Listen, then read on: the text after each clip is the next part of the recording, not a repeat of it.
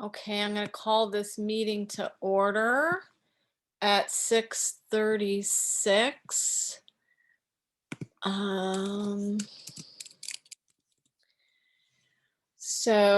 Welcome everybody. I'm going to put the attendance sheet in the chat.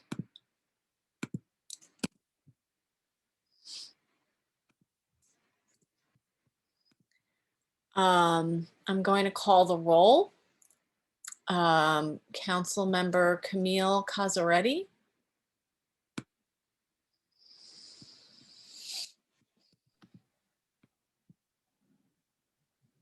Well, I know she's present. Sorry. Okay. Antonio Ferraro, yes, I'm here. Tia Shelsteed. Here. Bess Abrams is going to be out tonight. And we have Kimberly. Here.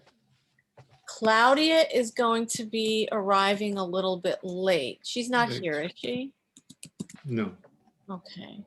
She got something. And Yvonne Banda? Yes, I'm here. Mark Bizzard? I guess he's not here yet. Crystal Scott? Crystal Kaysen. Crystal Kimberly. Kaysen. Oh, God. Sorry, I apologize. She's not on this list for some reason. Okay, she's late as well. Okay, that's all we have. We do have quorum.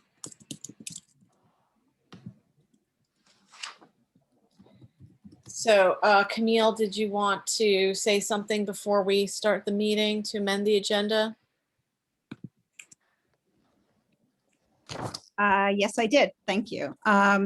Okay, so before we begin, I just, the agenda went out to the public and some other things had come up afterwards. One is we still need to assign a parliamentarian, and Yvonne has been doing such a spectacular job. I'd like to have a vote on allowing him to take over that title, assuming we have no other nominations. So that's one thing. And then we also have in essence, a thank you note that Antonia drafted to Governor Cuomo and state legislators to, basically thank them for the budget increase and some other things. And so we wanted to just add that onto the agenda as more of a formality. So is everybody okay with that? Mm-hmm. Yes. Yeah. Okay, great. So if we do the vote for Yvonne right now, he would be the official parliamentarian during this meeting. So I just wanted to make a motion to nominate and elect Yvonne Banda as our parliamentarian. I'll second. Can I ask a quick question? Does Yvonne, do you want to do this? I'm assuming he's okay with it. I discussed it with him. Okay. I'm sorry. I'm fine. Yes. Okay. I said the honor to be making people, rushing people and make them comply with the time. Yes. Sorry. We were chatting about it in the last meeting about what a wonderful job he's been doing. Oh, come on. The first one we finished at 9:45. So you guys hate me for that, I think. Well, anyways. You've been doing an amazing job, and we could not do this without you. So thank you. I go back to my cave. Okay, so you accept the nomination. Thank you. Yes. Thank you for keeping us on track, Kimberly. Can I just ask, since we're talking about the agenda, Camille, can you link the that G&T letter in the agenda? Or can Yeah, someone? I can't find it. It's there. Oh, It actually is there.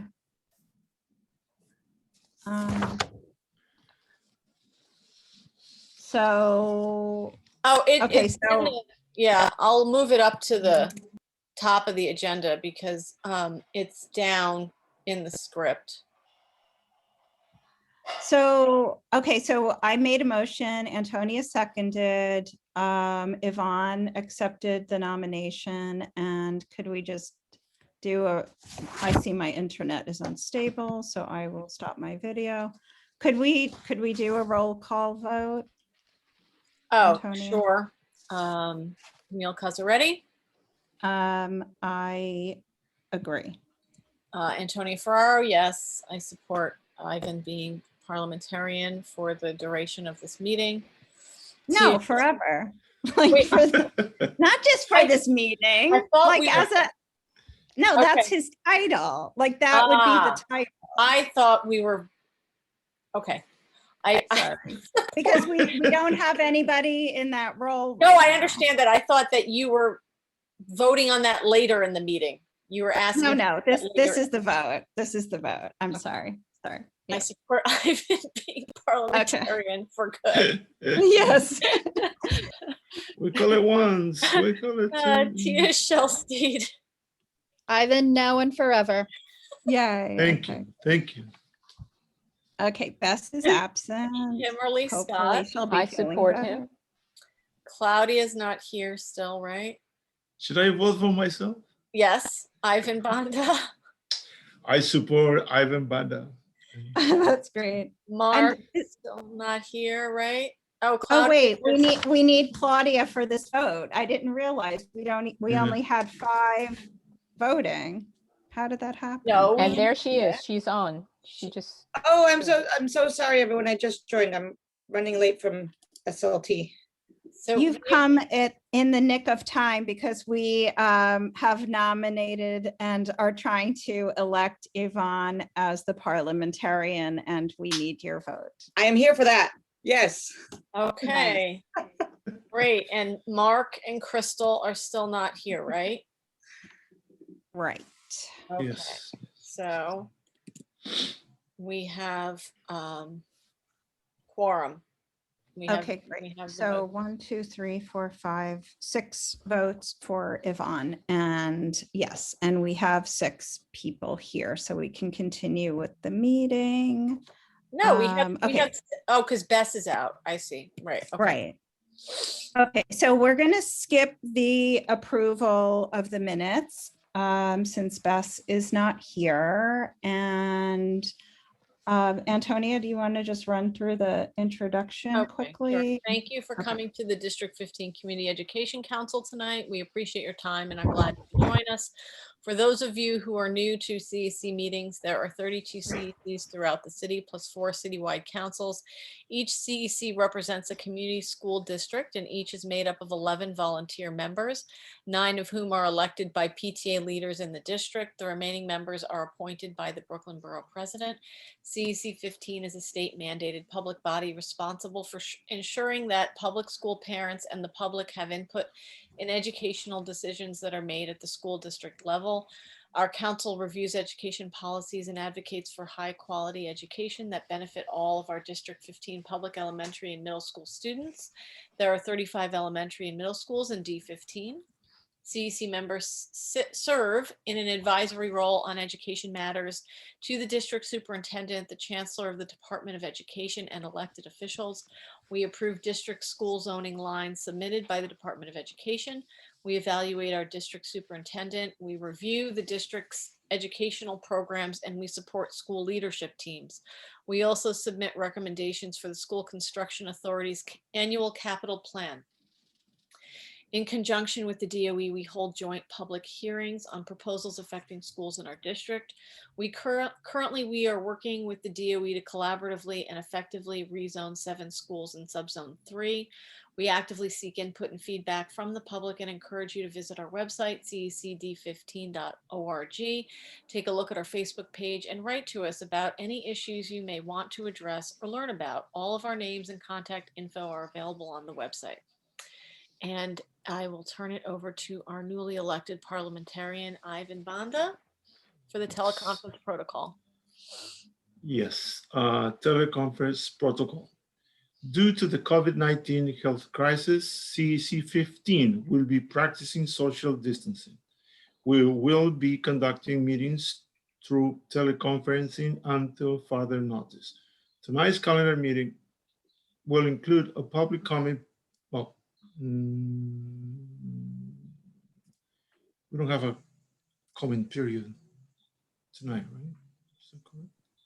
No. No, we don't. We don't. Okay. Little comment period The tonight. general rules of engagement for your own privacy, we ask that you turn off your camera and please use audio only. Please also sign into the Google Doc link in chat.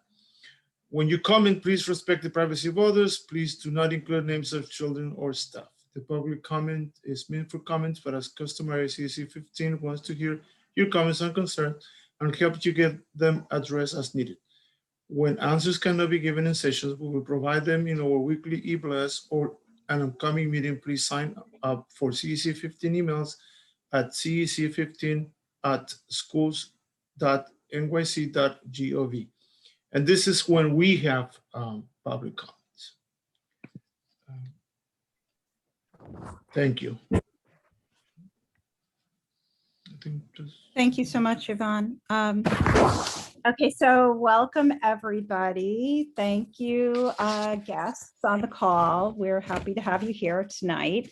As Yvonne and Antonia said, this is our business meeting. So typically we don't have a public comment period during the business meeting, but we want to hear what you have to say. So just please drop any comments in the chat as we're going through the meeting, and we'll be sure to pay attention to them.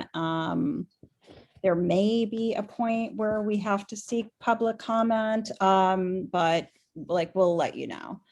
So exciting news happened in this last week in the state legislature. We're going to be talking about a little bit later in more detail, but fair student funding has been fully funded, which means that all schools throughout New York City will be increasing their budgets in the coming years. And additionally, the New York State Legislature decided to leave the charter cap in place, which is good news for public schools. CEC elections are coming up soon. The candidate forums for District 15 are on April 20th and 21st, which is next week. If you can't make it to those forums, they are going to be offered through video afterwards. So they're available for you to watch at your leisure. The borough president appointee application is now available, and the DOE is seeking applications. So if you missed the cutoff for CEC and you would like to apply to any of the councils throughout the city for the borough president appointee, that is open right now. And so please do fill that out. In the last 2 weeks, we have been hosting a teach-in on segregation in New York City schools. It's been going really well. It's been very well attended. Our next session is on Monday next week at 3 p.m. Antonia, would you mind dropping the link in the chat for the session 1, which is on our website right now? So if anybody wants to take a look at how the sessions are going, they'll be available for viewing. We'll be posting session 2 in the coming days. Regarding the ad hoc committee that was started, I have been meeting with the whole child group, and we've had, I think, 5 meetings to date. We've been meeting on Fridays at 2. We had one meeting that we had to shift, which we did over the same weekend. And so far, we've put together a reference document of various whole child resources, articles, websites. We're crafting a survey to solicit parent feedback on needs that people might have. We're also looking into some self-assessment tools that families can use to see if their child might need additional support with depression or anxiety. As you all know, we're having a public hearing this Thursday night with the Office of District Planning, a joint public hearing, and that's going to be regarding the Panel for Education Policy vote on the PS 676 reconfiguration from an elementary school to a middle school, and we'll talk more about that later in the meeting as well.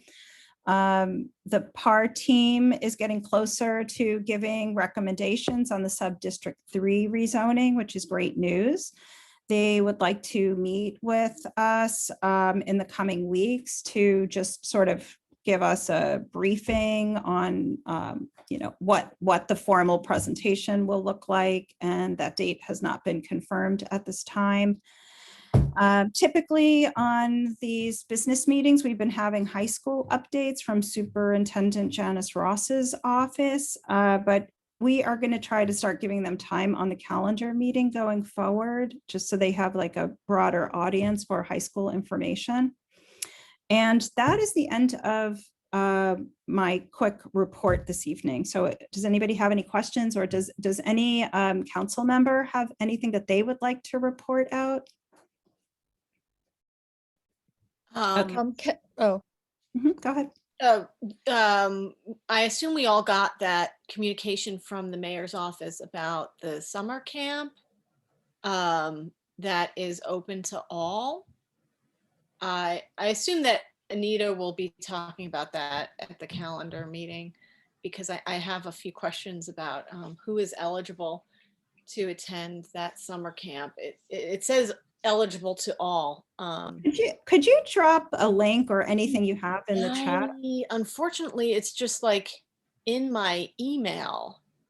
Like a press conference, press announcement or I something? have I've only found like a Gothamist piece on it that does have a link. They're calling it like, I'm calling it summer school too, but they're calling it summer rising.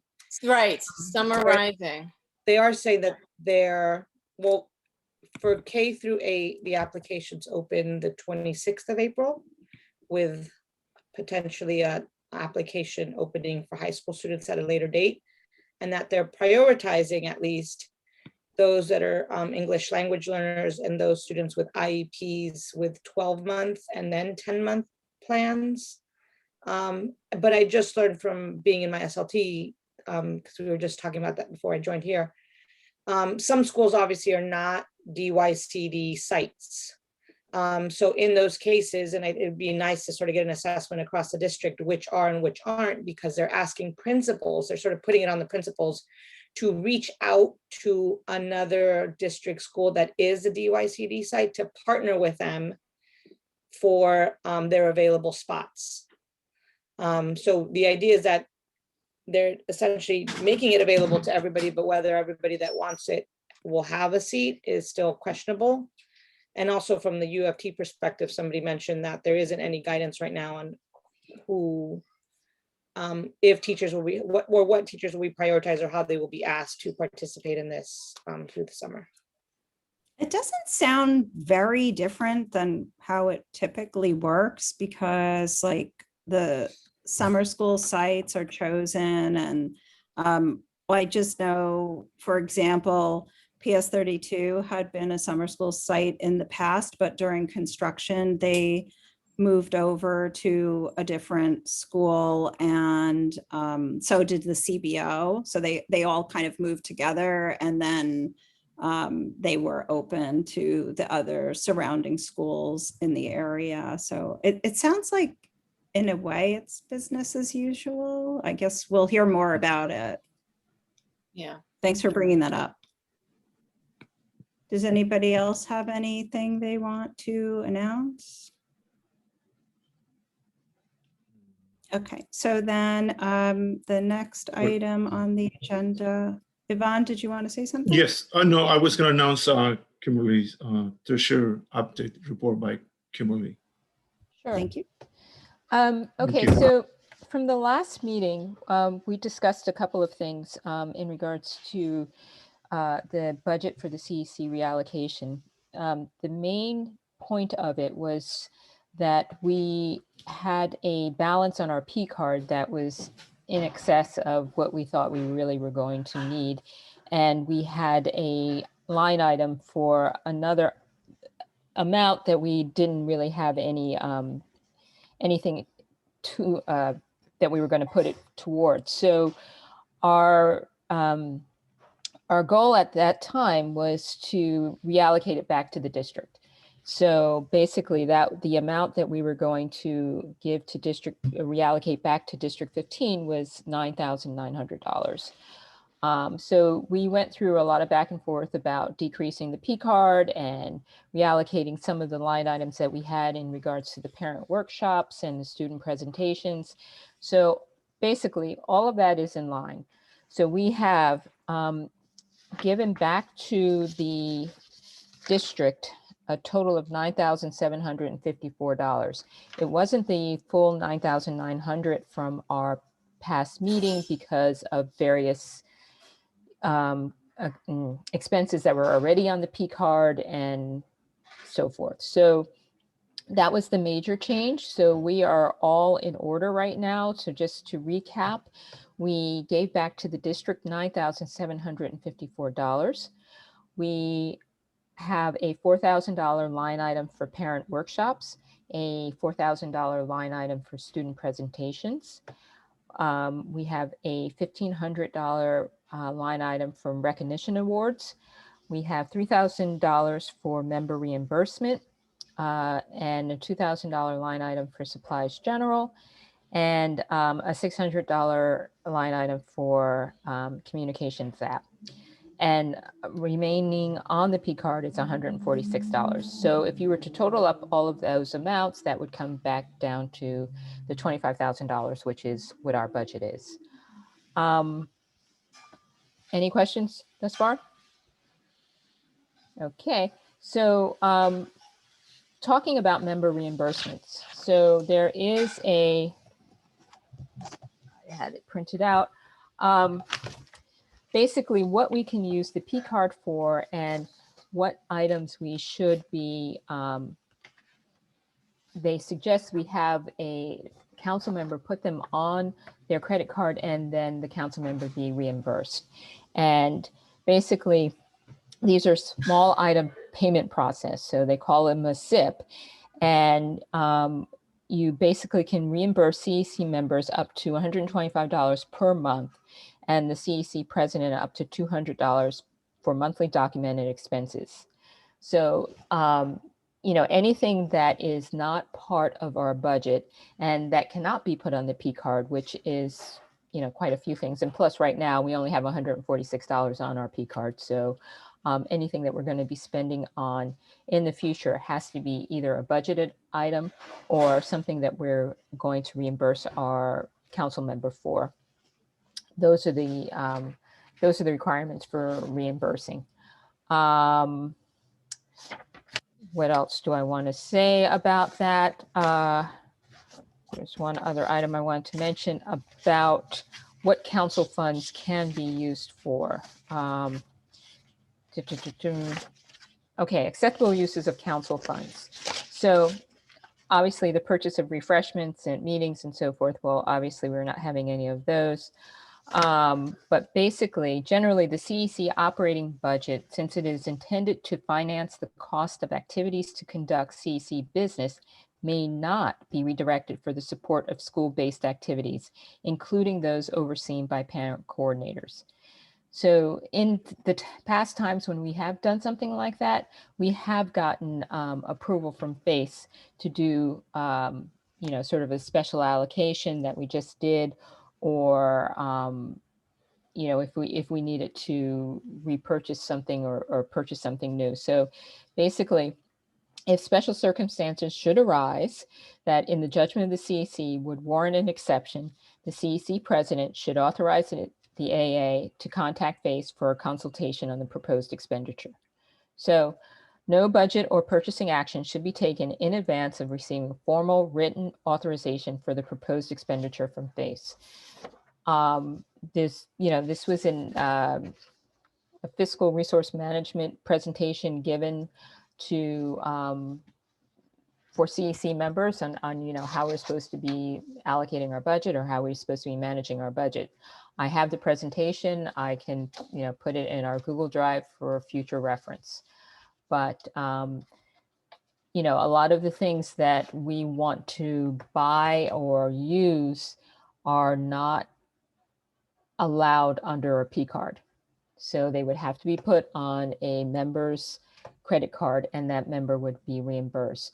I suggest that we do that at the beginning of when you elect a treasurer, just because it's going to be on their credit card for a while, for like at least 2 years. I think that was the last GoDaddy or web hosting thing that we did it for a 2-year term. But that would be my suggestion. My recommendation going forward is that you have the treasurer put these types of things on their card and then reimburse them. Kimberly, I'm taking some notes because Bess isn't here. Did you Sure. say we have 145 on the P card? 146. 146. And could you, so we could only reallocate 9,754 back to the district. Do you have any idea what we spent on the card? Well, we got all of the card except for $146. Oh, okay. Oh, I see. Okay. Okay, so the only thing that was on the card was $5,000. We had $5,000 on the card. We couldn't put it all there. We put $4,854 back to the district. Okay. Couldn't take the full Full. $5,000 off Okay. the P card. Oh, I see. I see. So it was that from the P card.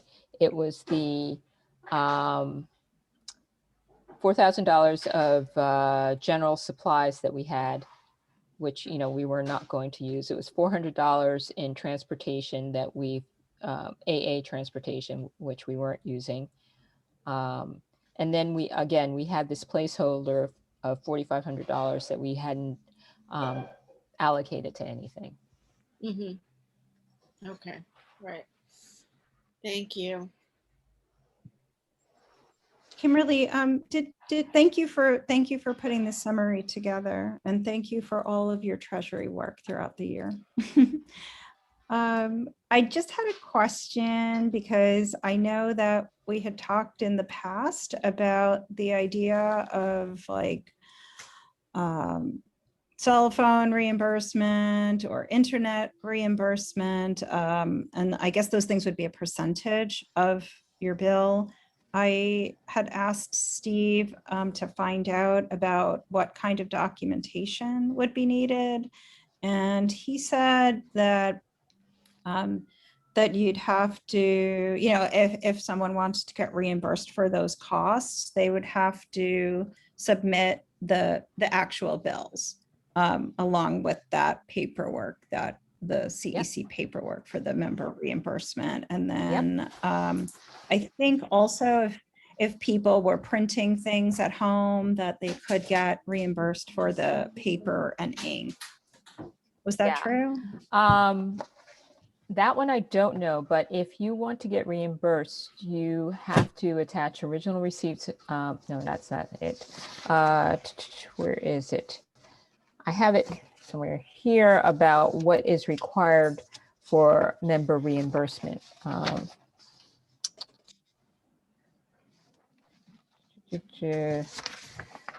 do not know about, you know, toner and ink and so forth. But I will just say that reimbursing for cell phone and internet is going to be kind of tricky because unless you have a dedicated line that you can say that was, you know, only used for CEC purposes, it would be very difficult to determine, you know, if you get your whole cell phone bill, which percentage of that is for CEC. I know that, you know, like for my firm, we get reimbursed, but we get reimbursed a set amount and it's not dependent on, you know, how much work we're doing. Right, right. Yeah, when I discussed it with him, because it all sounded complicated at best, Yeah. just kind of figured if you're in a 3-family household and then you divide your bill into 4, which would be like that 4th chunk of it. So it would be Yeah, like 20%. I think that's a level of detail that I'm not quite sure that you're going to go Yeah. for. I really don't. No, Yeah, I know. think they would I have mean, it to- doesn't necessarily apply to any of us, but just like on a citywide level with, you know, these rules being what they are, it gets complicated. But I I was think actually it would be told, interesting to talk to them about the fact that since everybody's doing Zoom calls, and so everything's changed because of that, there should be some sort of a disposition or statement about CEC meetings, you know, not so much, you know, getting reimbursed for food and pizza and so forth, but, you know, what goes into creating a Zoom call and all of the work that is required of that, and to get compensation for that. Like, you know, every single CEC should get the same amount. Anytime they have a meeting, this is what each member can get reimbursed for during that meeting, something like that. That would be the most equitable way of addressing the spend that people are being subjected to. I think at one point they also said that you could get reimbursed for any Zoom fees you might have, like if you opened a Zoom account. You don't remember that? No. I mean, aren't we using a DOE Zoom or basically just from? No, like I didn't own Zoom before this happened. Yeah, but Zoom is a So- free product. Right. So right. Yes, you're right. Right, because we would be using the CEC as the host email under all circumstances anyway. Yeah. Mhm. Yeah. In the past, they also said like you could get reimbursed for books. So say, for example, you bought like some education book or and they had said that if you went to like a conference that had to do with you know, the CEC work, that you could get reimbursed for the conference fee as well, like a registration fee. Yeah. Yeah. Just as So long as that- you that submit was- the that was a- documentation for it and right. it doesn't exceed what the monthly allowance is. Well, thank you so much. Does anybody else have any questions for Kimberly?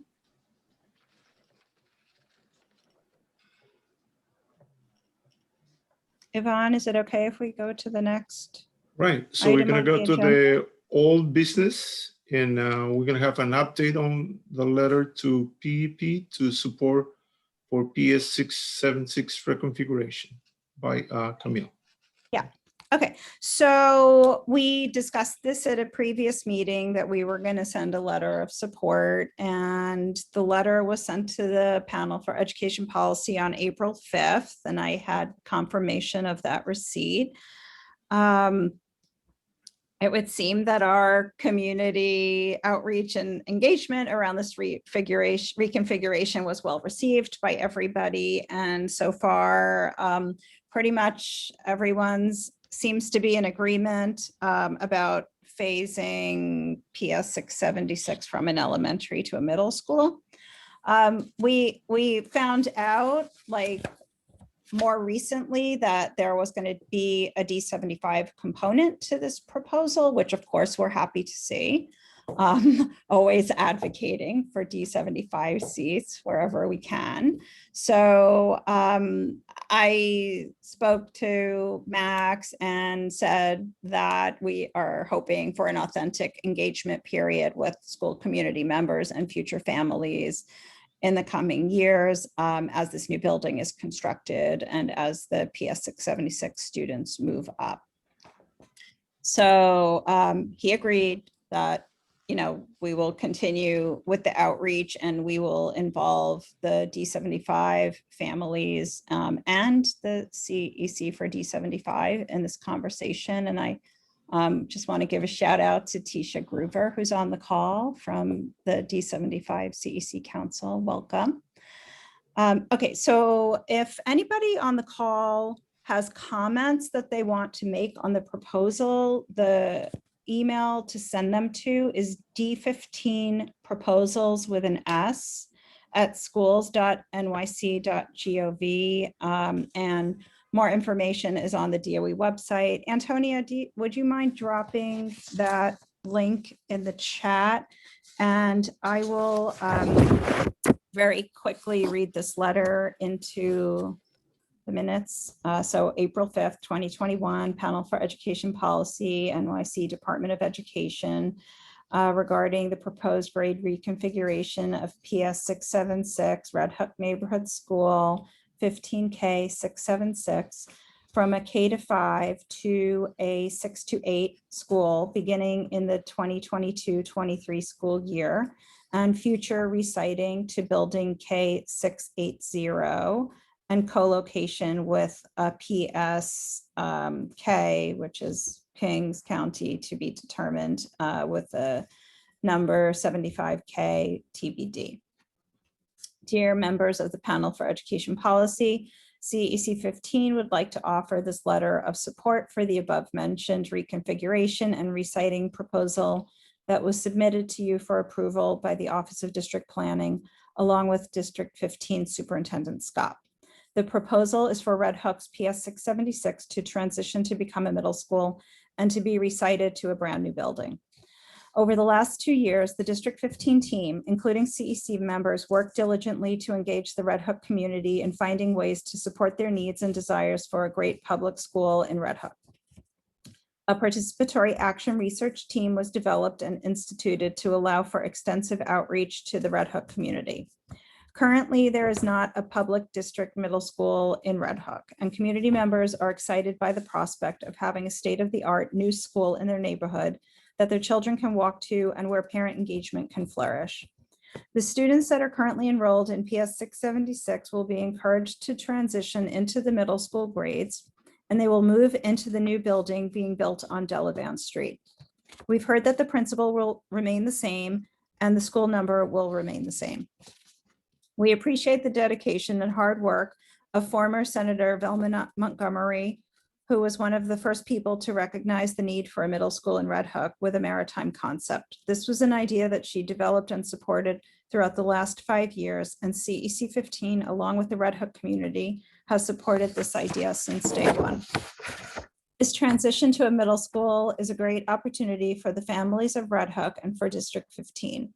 The school will offer marine biology, physics, and a STEM lab, and give priority to current 676 students as they grow into the middle school grades. Per the proposal, the school will not be impacted in the fall. They will take pre-K and K, but in the following years, they will start to drop a grade in the early years and add on to the middle school. All children currently enrolled in 676 will graduate out of the school. We are aware that the DOE intends to issue a formal rezoning proposal that reflects the feedback and ideas of the PAR team and broader community, and are committed to the goal of voting on this proposal by the end of this school year. We're looking forward to continuing our elementary school rezoning and would appreciate your voice in supporting the students and families. I'm sorry. In one of our most marginalized communities. We want them to know that the Department of Education cares about them and has heard this request for PS 676 to transition into a middle school. Please vote yes. So sorry. Comments?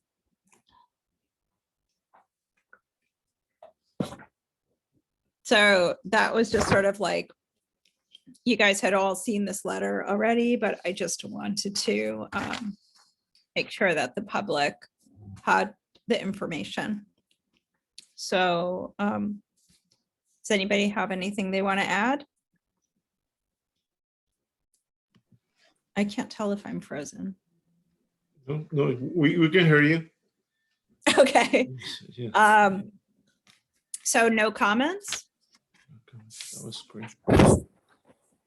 So Is that, I will read this letter again on Thursday during the joint public hearing.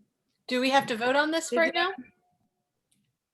No, because we had discussed it at the last meeting, saying that we were doing this and it's already done. This is just sort of like Oh, the okay. closure on that. Okay, so we already voted on the letter. Yeah. Okay. and you're gonna be reading that on the meeting on Thursday, that's correct? Yeah. Okay. Right. All right. Following our old business for this agenda, we got an update on parent student workshops with Camille and Clyde. Claudia, do you mind taking this over? Yeah, and I think so there was a call for proposals for parent-student workshops that went out early last week. I think it was on Monday, and the deadline for submissions was, I believe, Friday or Saturday at midnight. They definitely strolled in towards the end of the week, and we ultimately had 16 submissions. 2 or 3 of those actually had workshop ideas within that single submission that were multiple workshop ideas. We're still in the process of reviewing them. Camille and I had a session, pretty quick session yesterday. It just, we want to give each one obviously the proper amount of consideration and also just get a nice range of topics. There's really, really great ideas in there and a lot that I think would really benefit our families and the students specifically. So we want to have a nice variety of them that we end up approving. But I think we probably just need one more meeting to review them and to sort of categorize them based on their audience, whether it's for families or adults and older students or younger students, and really just trying to make them work within the budget of what the funds are available and what the workshop costs are. I think that's just the update, that we are going through them, almost completed, maybe like 40%, 40 or 50% done, and we'll hopefully have that. We'll meet again in the next few days to confirm those or to come back to the group with them. Thank you so much, Claudia. Thank you for your time and helping with this project. We got a really wonderful variety of proposals, so it's going to be difficult to kind of like break them down. And so, you know, it's really exciting to be able to have this happening now when people really need the support. So our goal would be to hold the first workshop on Monday, May 3rd. So that's what we're aiming towards, and we'll be able to give you more information as the time passes. So that's that update. Thank you. Did Mark arrive yet? No, right? No, he's No, he emailed saying he's not able to, he had a work emergency, unfortunately, and won't be able to attend after all. Okay. okay. So that will be we will close our all business section tonight, and we're gonna open the new business. And we got a conversations on a vote on letters supporting CEM to replace GNT. And how are we gonna? Okay. Hold on, because my screen just went crazy here. Do you want me to drop that in the chat? Actually, there's Letter. there's an update. There's an update. So let me try to share this. 1 minute.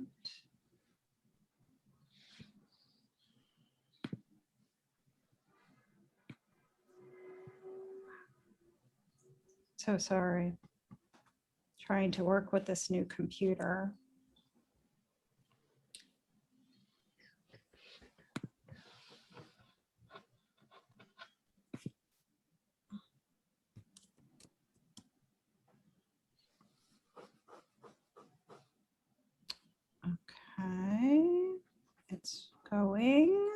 1 minute.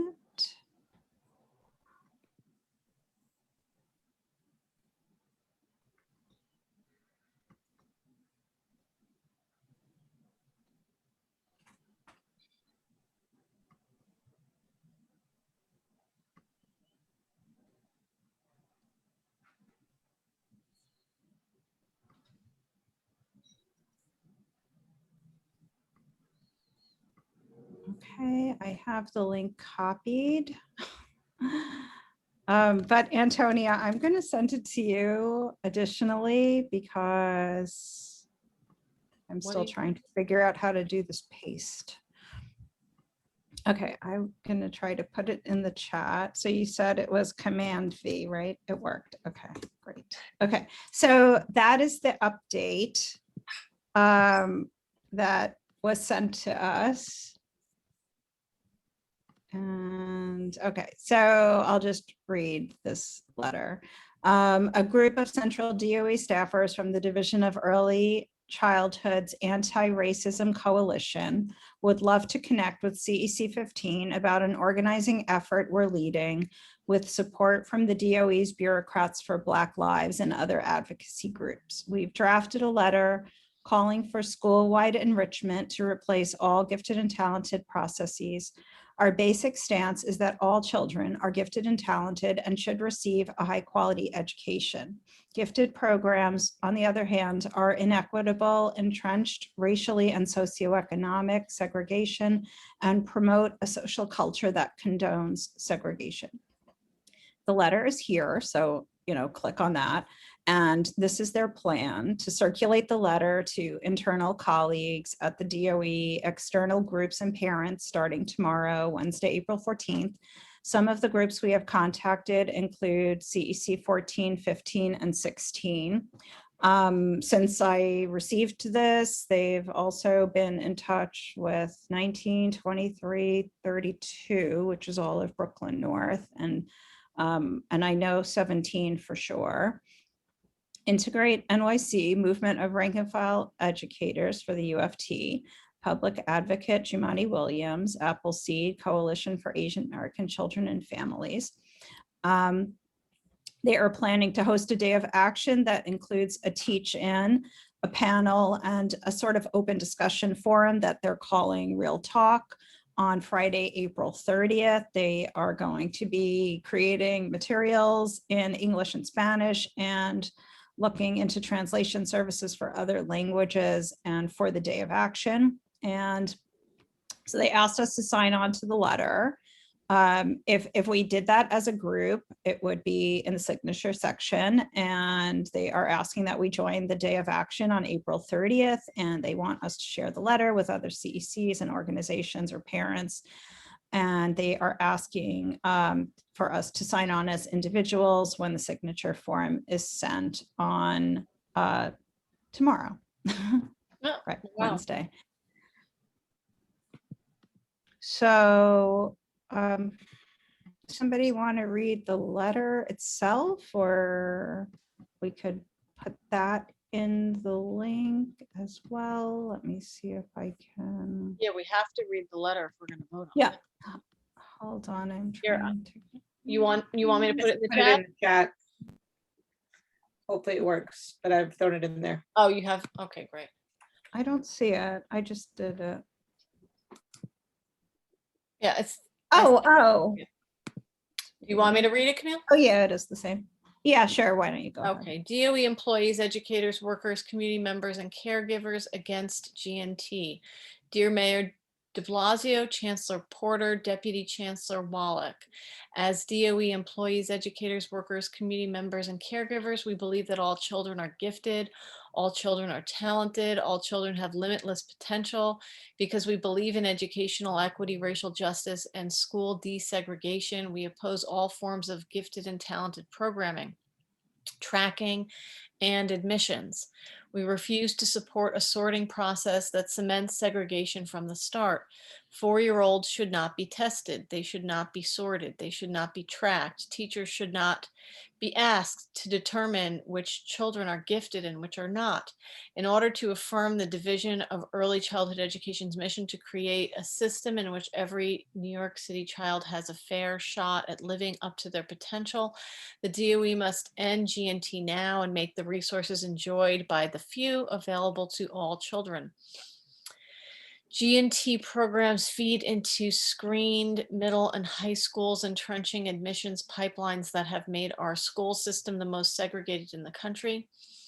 While Black and Latinx students make up over 65% of all kindergartners citywide, they comprise only 18% of students offered seats in G&T programs. Low-income students make up almost 70% of all students, compared with just over a quarter in G&T programs. Eliminating the original G&T eligibility test, which rewarded economically advantaged families and those who had access to test prep, is a welcome step, but this year's stopgap measure adds new avenues for bias.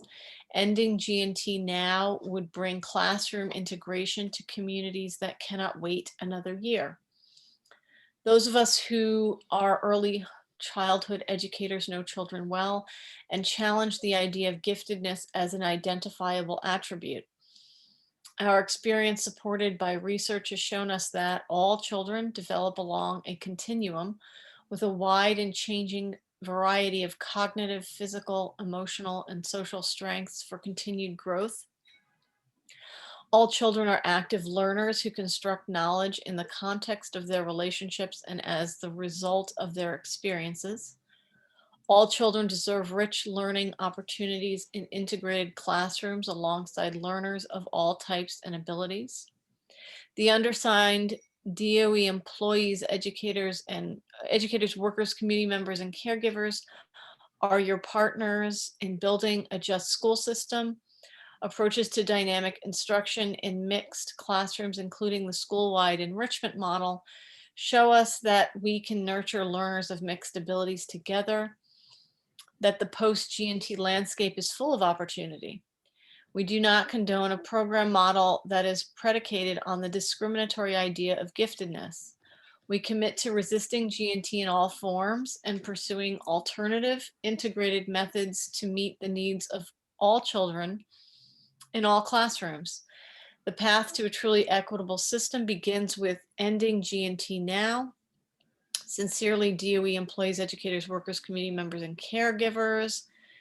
Then there's like a second page. I don't think I need to read that because that's just like more of their materials. I think we're just voting to sign on to this letter. Correct? Yeah. And coincidentally, the next item on the agenda was going to be a conversation on a resolution in support of school-wide enrichment models. So in some ways, they beat us to it. But you know, I would agree with everything in this letter. It's pretty strong and could be challenging to some, but it's full of truth. So I am in support of this letter, and I'd like to make a motion to sign on as a council unless anybody has any comments they want to make in advance. I'm sorry, I did not ask for comments before I made that motion.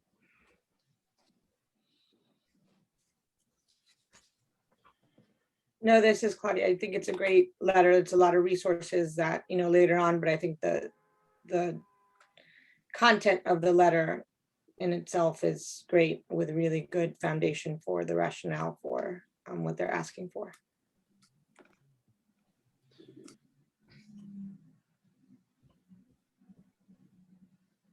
Tia, Yvonne, Kimberly, Antonia. Wait, Do everybody's they want us to sign on both individually and as a council, or just one or the other? Yeah, it says both. That we Yeah. would do it as a council, and then they'll send us a link to sign on as individuals also. I And support. that, yeah, and that we would share it maybe. Sorry, Yvonne. No, it's okay.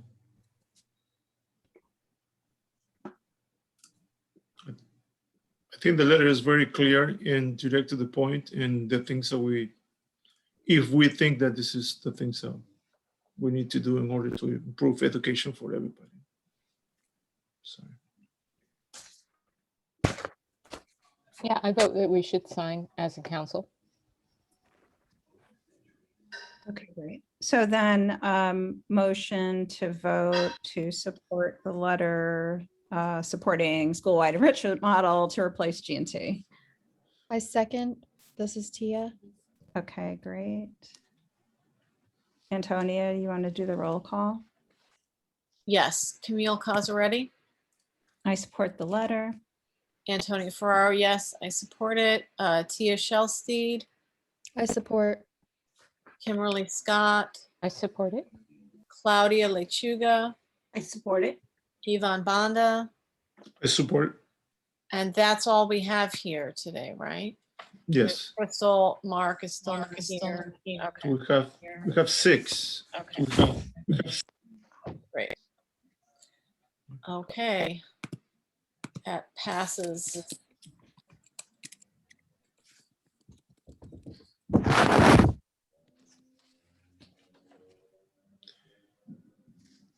All right, Okay, so,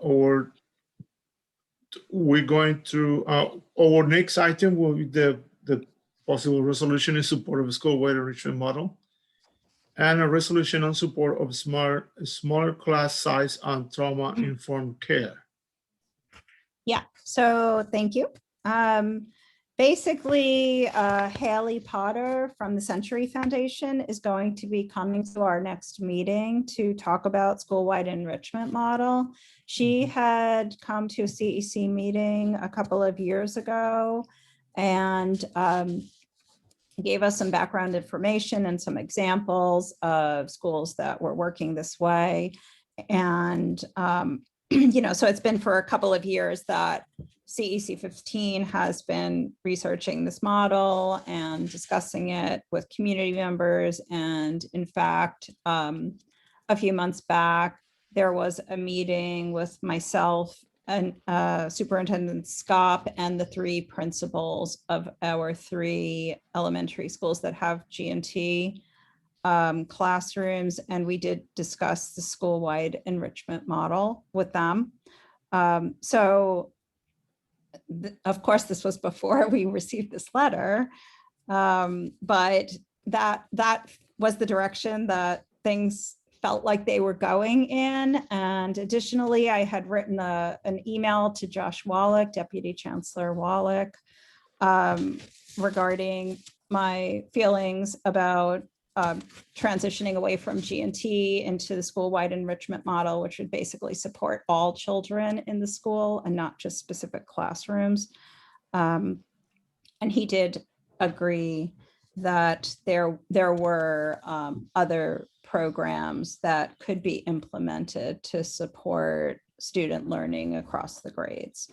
So the DOE is going to be starting some town halls to solicit feedback from the public. And I just thought it would be useful for us to have our own resolution in support of school-wide enrichment model. So that was one. I just want to get feedback from you all.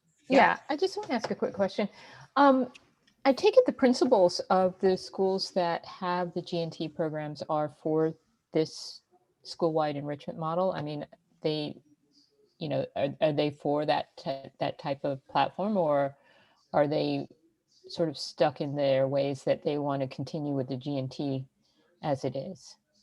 Well, they want to work with their families to discuss moving forward. And for anybody who's not familiar with the school-wide enrichment model, it's going to be, that they're going to need to learn a lot more about it and how it would work at their school. So I don't think that anybody is just ready to be like, yes, in that sort of way.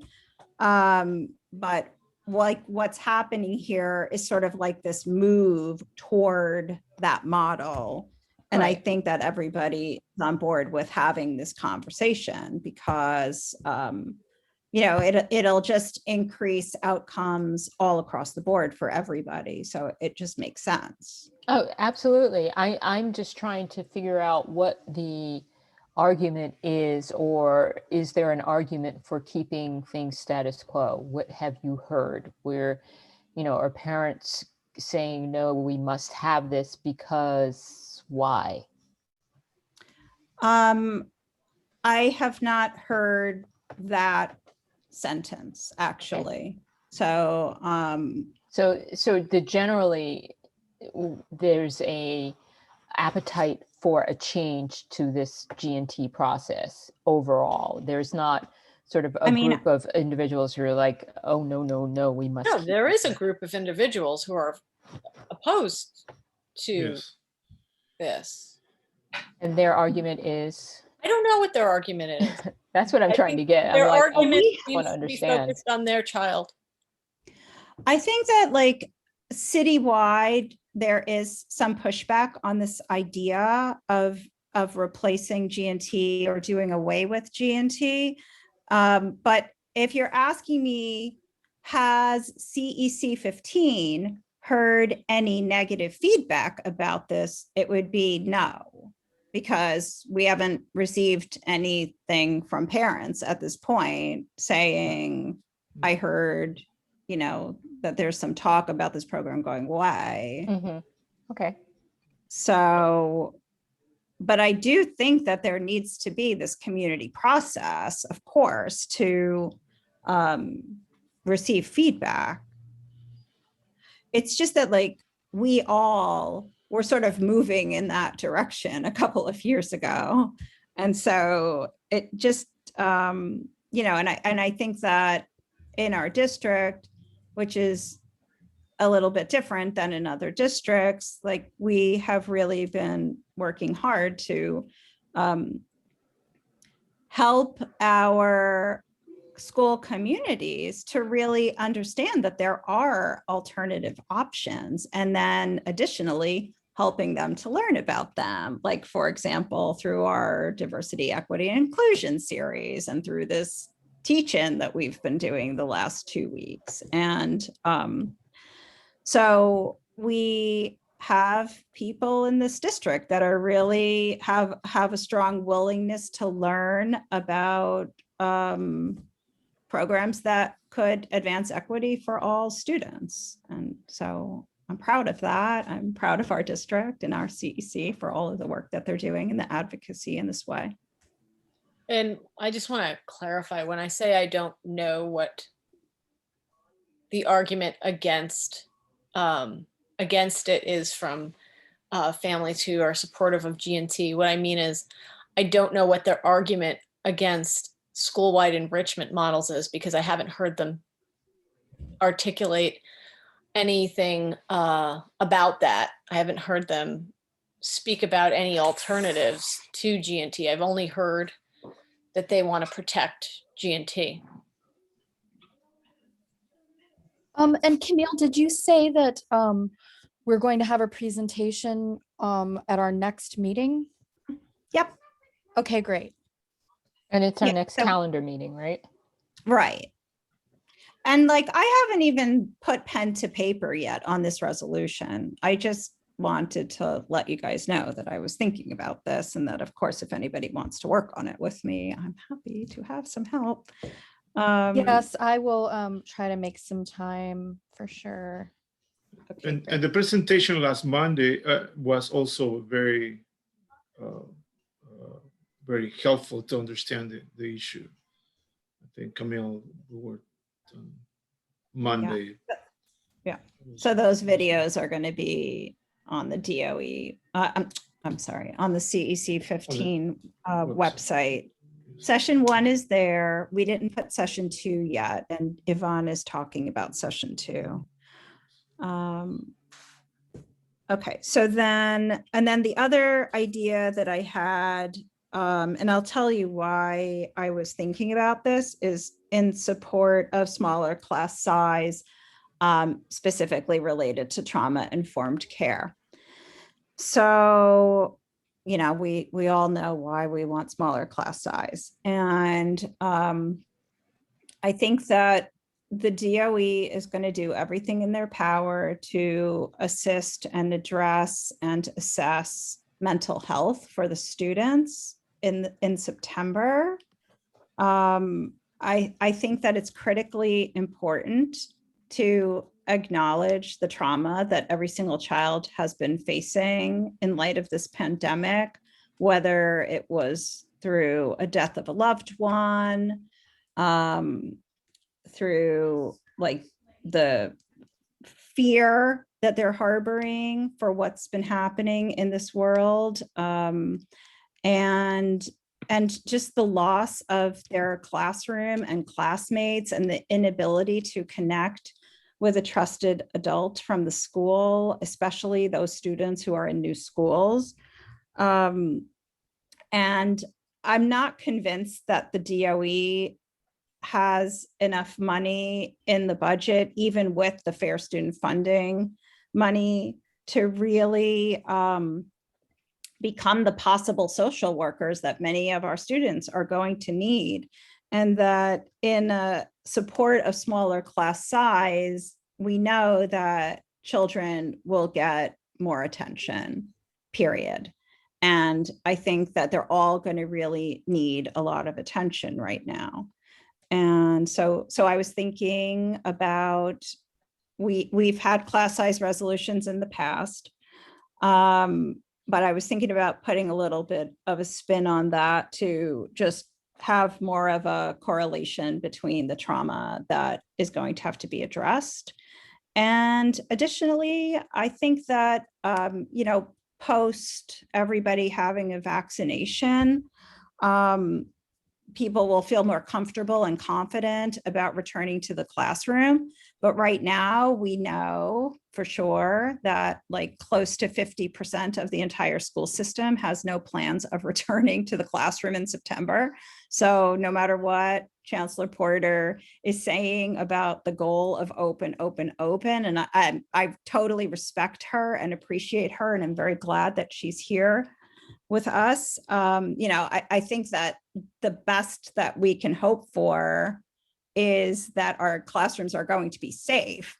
And so if we already know that a lot of students are not going to be there to begin with, we may as well be advocating for smaller class size right now so that schools can kind of like get used to that model, because the scheduling has been such a disaster.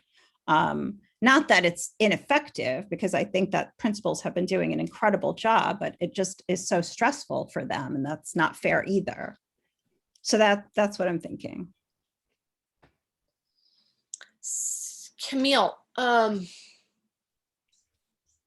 my impression is, so this is one resolution, smaller class size and trauma-informed care. You're trying to tie. Yeah, like, right, exactly. So the people who would be providing trauma-informed care would be completely different from the people in the classroom. So I'm not sure you're going to have a very easy time connecting those two things. I think that the teachers are going to be having PDs on trauma-informed care if they haven't already. Mm-hmm. So although teachers are not social workers, you know, they're still going to need to have that support to do some of this work. I mean, there's just no way around it. Yeah. I mean, I think the argument for smaller class sizes is stronger from a like social distancing practicality standpoint. I think that including all of the reasons for it would be good. You know, obviously academically it's ideal also. Mhm.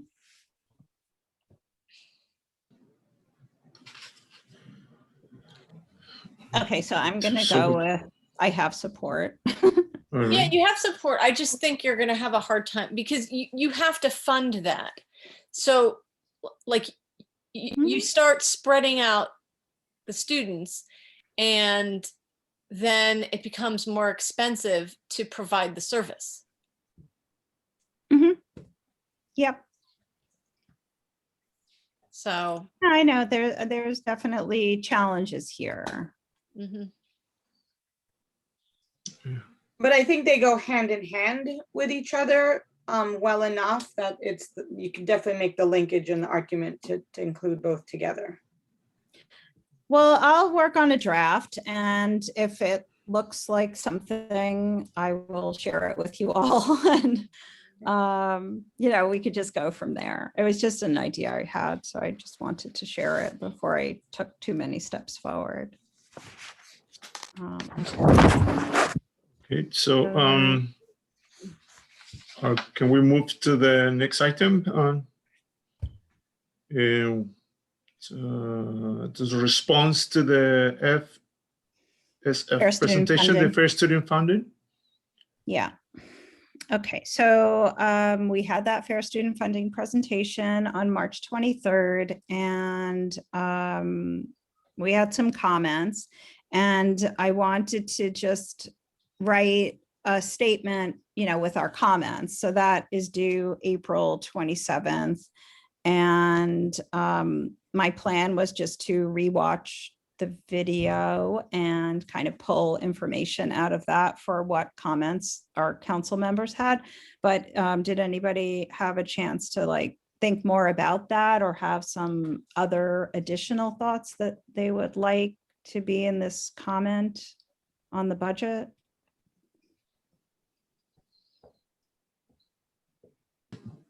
No. I think one thing that I don't remember discussing this during the presentation, but we know that a lot of the schools have not been fully funded for a long time, but then there are some that have been getting 100%. There's not a lot of them, but there are quite a few. And so I had been thinking that now, since we're going to be fully funded, should there be any shifting of the monies to the schools that had not been fully funded for all of those years? Like, would we want to see a restructuring of not the weights, because the weights are the weights, but would we want to see a restructuring of the percentage of money that the schools are getting? Or do we just want to kind of say, all right, we're just going to start clean? It depends on the reason. Excuse me? It depends on why they weren't receiving 100%. The reason they were not receiving 100% is in this 70+ page document, Fair Student Funding and School Budget Resource Guide, which explains the history of the first year in. And I'm going to get this wrong, but from what I was understanding, because I read it very quickly, is that some of the schools got grandfathered in at 100%. I don't remember why. But so that's what happened. And so some of the schools were getting fully funded every single year, and then others were not every single year. They all just got that percent, whatever percentage they had then, what remained in place the whole entire time. Crazy. I mean, I can ask to get the list in our district of what schools had what percentage, if you're interested.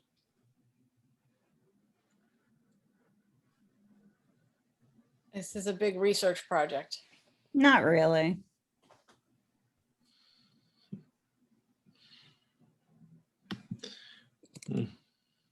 So anyway, that's kind of where I'm going with that. And then that's due April 27th. So, I'll just, the comments are due April 27th.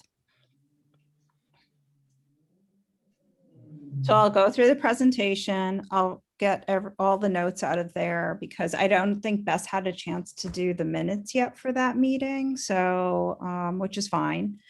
And then I'll ask for the data for the schools so that you guys can see it. Thank you, Camille. All right. Thank you, Camille. Sure. And then our last item for the new business is going to be the hiring update for AA.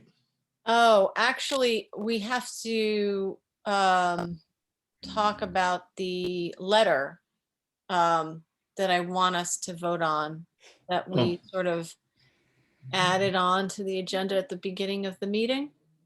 Yeah, we just wanted to alert the public that there was going to be an executive session after you talk about the letter so that, so people just knew to expect it. So there will be an executive session regarding the hiring of our administrative assistant and the public is not allowed to be in the executive session when we're discussing personnel matters, so that people will be put in the waiting room or they could leave the call if they want, and we won't be discussing anything else after that. But first, we're going to talk about this budget letter. So Antonia, go ahead. All right. We don't have to vote to add this to the agenda. We already voted to add this to the agenda, correct? Actually, I think wasn't this on the agenda to begin with? Okay, No. thank you. Oh yeah, we did in the beginning. I talked Okay, about we it. added that to Yes. the beginning. Okay. All right. So I will put this letter in the chat. If I can find it.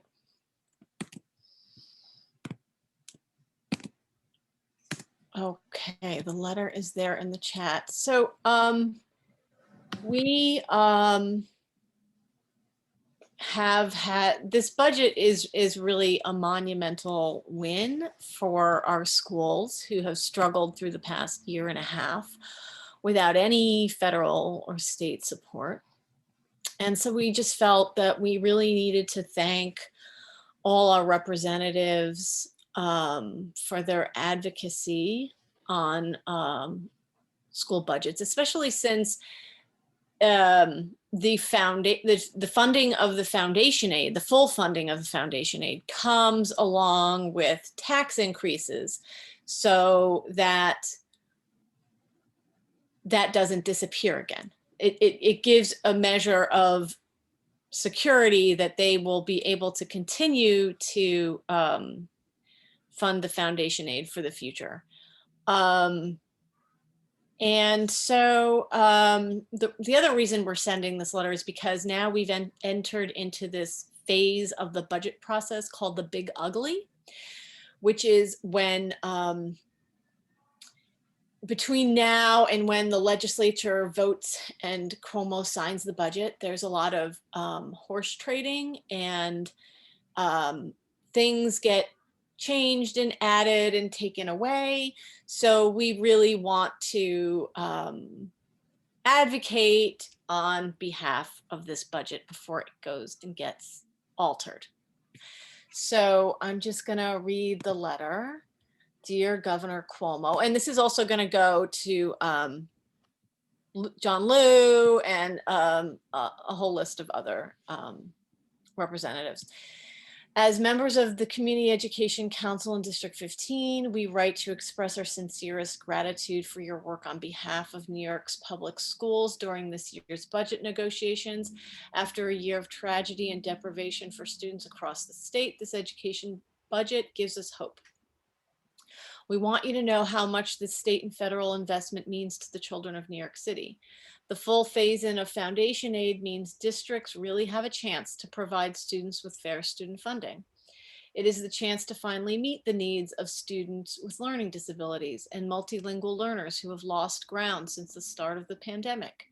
This phase-in of $4.2 billion over 3 years, combined with tax increases on the wealthiest, provides a measure of confidence that the state will be able to fund the formula in the long run. Further, we are relieved that federal stimulus money intended for education will supplement over a year's worth of learning loss, expand 3K, and hold our schools harmless for lost enrollment. Schools can now confidently hire the critical staff they've been making do without: guidance counselors, teachers, secretaries, and parent coordinators. Over 4,000 children have lost parents to the pandemic and require support. Students need to get back on track, and this budget is their ticket. We have never been more excited to work in partnership with all of our electeds and the DOE to build the programs this funding enables and the infrastructure of accountability to manage them soundly.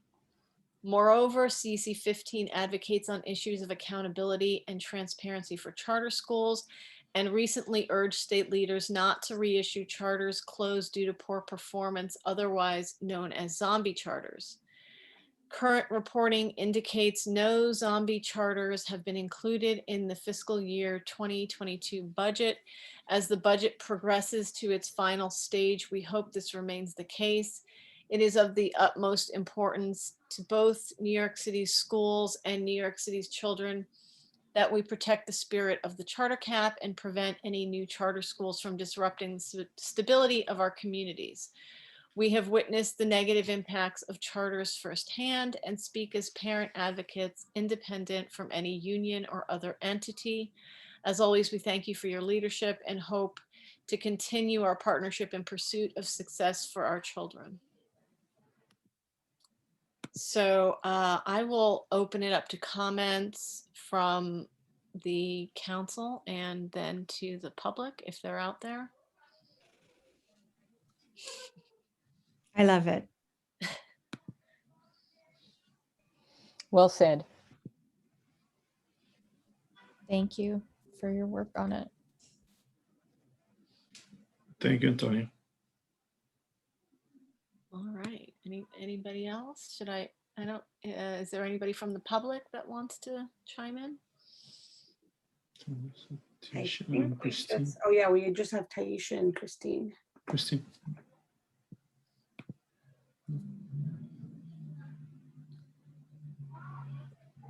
Okay, so then I'll make a motion to vote to send the letter, Great. the letters. Anybody want a second? I'll second. This is Kimberly. Thank you, Kimberly.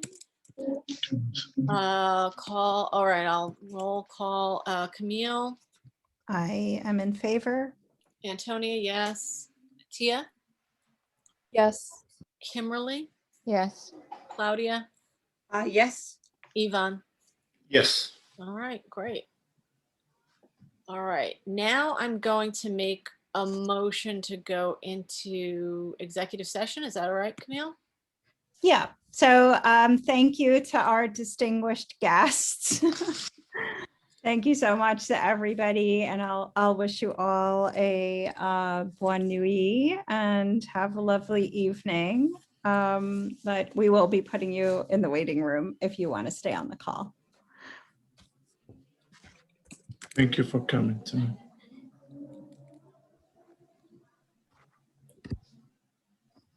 Okay, so Antonia, you wanted to make a motion to go into executive session. Yes, I do. Okay, I have to note the time, right? Well, I guess we have to second that motion, right? Yeah. Looks like we still have somebody who's not a council member. We Yeah, after we vote, we can move them over. So it's 8 p.m. Does anybody want to second that motion? I'll second. All right.